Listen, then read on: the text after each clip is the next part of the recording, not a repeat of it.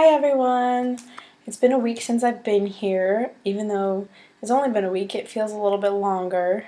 Um, this last week has been really, really busy. I've been getting ready to I've been getting into my class. On Tuesday, we took a placement test, and on Thursday, we started school. At the school that I go to, there are about at least 100 Erasmus students or more that are there to take classes. And so we all go to class in the afternoon, or from 3:30 in the afternoon to about 7:30. So life here is pretty chill so far because school doesn't start until October 4th. Some of the cool things I've observed about Malaga is that there's everything is so close. You can walk everywhere. In the United States, for example, like in Chicago, when I visited a couple weeks ago, it was harder to get everywhere and to walk places and actually get somewhere. You know, if you wanted to go to Navy Pier, it kind of seemed like a really long walk. But where my apartment is, my piso with my American roommates, I'm only about maybe 10 minutes walking distance from the beach, which looks like it's far away, but it only takes a short 10 minutes to get there. Everything is really close in Malaga, and the streets are all it's like a rat race, like a maze, and you can't see where you're going at all because there's hills and everything. So about this week, I would get lost almost every day going back home, but I finally figured out which direction to go. But speaking of the streets, I've noticed that everyone is on the street at all times. They're always hanging out there. They're always talking and sitting on the sidewalk, hanging out with their families, or they're going to cafes or the plaza just to talk and have a cup of coffee or having some tapas. And tapas are kind of like little snack foods, I guess. They're like croquetes, these little fried things with meat in the middle. Or there are tortilla. They have tortilla, which is like an egg quiche dish. So a lot of the Spanish people don't spend a lot of time in their houses. They don't, sit on the computer for hours like American students seem to do. Um, they're always out and they're always going out with each other, going to the bar and just having a good time living with each other. And so that's one of the biggest cultural differences I've noticed. And I actually really enjoy a lot more because I don't need a television to keep me entertained. I can just go walk outside and meet new people and talk to people and have fun learning about the different Erasmus students or meet Spanish students and talk to them about what they're studying and stuff.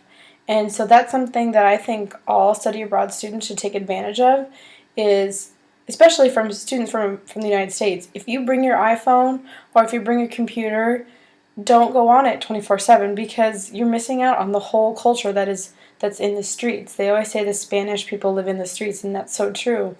And if you bring your iPod Touch or your iPhone or whatever to get internet all the time, and you're always worried about keeping up to date with people, you're gonna miss your whole experience studying abroad.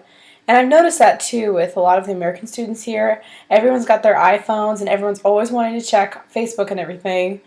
And they're missing out on so much stuff because they don't look around, they don't meet people, they don't try and speak in Spanish. And I think that's another thing that I am realizing too while I'm here is I may not sound perfect when I'm talking, when I'm speaking with the locals and, the people at the bar when I'm ordering. I may not sound perfect, but me trying is making them more respect me more as a person, and they're willing to help me find things better. If you're lost in the street and you don't know very much Spanish, it's always better to even try to ask, ¿Dónde está? Where is this? And how can I find it? Because when you ask them in Spanish, they're more grateful that you tried to speak the language, even though you might sound kind of stupid, which almost everyone going to a foreign country is going to be stupid at some point. You're not going to know what's going on all the time. But doing that, trying to get into the culture and the language is such an important way to immerse yourself in the culture that you should get off your iPhone. Everyone needs to get off their iPhone and just go talk to people, go live in the streets like the Spanish people. I'm kind of all over the place right now because I have so much stuff going on in my brain. I've been here for a week. I've barely slept maybe 4 or 5 hours each night. I'm just running on adrenaline. I like looking at the culture shock thing. I was just kind of curious of see maybe where I'm at, and I think I'm still in the honeymoon stage because everything is wonderful. Everything is awesome. It's so cool. The tiny cars are pretty cool. The buses, the accordion buses, they have really long buses. They look like two buses that are scrunched together, and when they turn, they kind of they swerve. It's so much fun, and trying all this transportation, especially when you're from Nebraska, and driving everywhere. I'm not used to this, so it's a little bit different. And me also, another thing that I've experienced here, which is kind of funny, in the streets, if I'm walking down the street, I have really blonde hair. And there's a lot of people here that don't have blonde hair. So sometimes there's like little old ladies that are walking next to me and they're like, "Oh, Rubia, Rubia, qué bonita." Rubia. They're always excited about my blonde hair, and I think that's kind of funny. So, and even some of the German exchange students that have really blonde hair, when we walk down the streets with them, the Spanish people just love our hair and want to touch it, want to compliment it all the time because it's different. And so it's very different from the United States because I look like an outsider. It's kind of a little bit harder to immerse myself in the culture when I don't look like everyone else. But by speaking the language and in Spain they dress up a little bit more. You wouldn't wear sweatpants to school. That is a big no-no. Like in Nebraska, we wear sweatpants and gym shorts and tank tops to school. That is unacceptable here. So that's kind of another way that I've tried to kind of weave into the culture is by staying kind of in the fashion of the Spaniards, I guess. And it kind of helped that I came here before, and so I kind of knew what people wore and things like that. Um, Another interesting thing for us Americans is that no one wears flip-flops here. Flip-flops are so comfortable. I bought a pair because I had to, because everyone walks everywhere. I had to buy flip-flops because my feet were just so sore from trying to wear nicer shoes like everyone else. But if you wear flip-flops, they can tell you're American or they can tell you're from a different country because it's just not appropriate unless you're going to the beach. But in certain cases I have because when you're walking everywhere, your feet start to hurt, and those flip-flops are kind of nice once in a while. Um, my classes so far are going really well. I tested into B2 level, which is kind of there's levels from A1, A2, B1, B2, and C1 and C2. So those are all the levels of the language courses. But when I attended the language course, I found that it was really easy, and so my professor is having me move up. So there's a lot of things that I'm just still not settled with yet. I haven't gone to class yet for this new class, going to a different level. It's still kind of hard to talk in Spanish just because I get nervous. But that's something I'm going to have to overcome is I'm not going to say everything perfectly, and I just need to try and talk with people because they appreciate it. Like I said earlier, they appreciate you trying. Some other things that are really interesting, I've been having to make my own supper and everything because I live in an apartment. The grocery stores that are they're some of the stuff is really really cheap. But if you were to like go out and buy a package of Oreos are only like this big, this small box of Oreos for almost €2, and you can get like juice for 69 cents. 69 cents. So it's just a little bit different, and plus all the food is different. They have this ham that looks like it's not even cooked, but it's delicious. And going to the grocery store is different because the hours are so different too. They work from like 9 to 1 about, and they have a siesta time and lunchtime they take off from about 1 to 3 or 2 to 4:30, and then they reopen again at like 4:30 or 3:30 and go to the evening. What we would consider the evening, it's more like a late afternoon.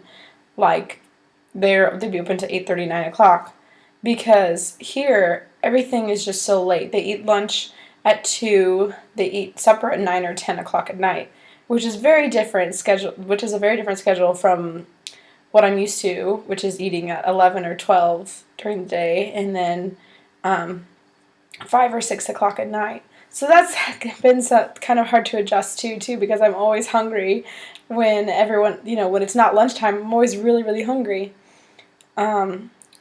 But gosh, there's just so much stuff that I could tell you, and I'm just so, like I said, I'm so disorganized right now because the place where I'm living now, I'll move to a residence hall, so I'm not going to be here the whole year, just for like the next 3 weeks. Um, I've also while I've been here, I've also kind of learned that what I grew up in and what I have back home is really important to me, and I'm thankful for everything that I've had in Nebraska and things like that, because there are so many different life experiences that people have, and so many different cultures and so many different places to be, that where you come from is really important in discussing with people. It shapes your opinions about things, and that's another thing that I think study abroad has done for me, is like, when you talk to someone, you need to understand that where they grew up, where they were from, is not where you came from. They have different experiences, different lives. They have completely different cultures and languages and things like that. And you need to respect those differences in order to be friends with them. And that's a lot of fun, because once you meet students, like I've met a lot of German people in the Erasmus program, met a lot of Italian people, and there's certain things that we do very differently. Like Americans, we don't like to be as close talking to each other, but the Italians are very, very close. When they talk to you, their personal space is a lot smaller.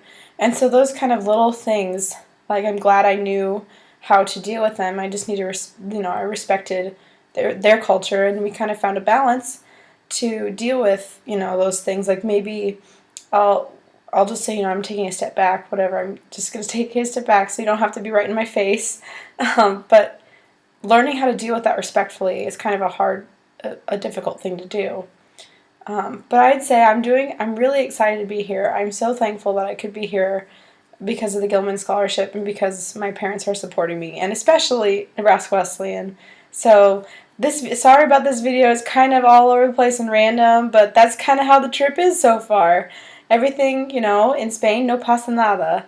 Nothing, don't worry at all. Everything works out the way it's supposed to, and they're not organized, so that's kind of how I'm feeling lately, isn't it? Very disorganized, unorganized, but hopefully things will start getting settled down, and I can figure out more things, and figure out how to use the bus system the right way, and how to get back home without getting lost every time. So I hope you guys enjoy my videos. I'll be posting one about every week, hopefully. Unless I'm super busy, right? Because there's so much stuff to go see and to go do. So thanks for watching, and I hope you guys like this.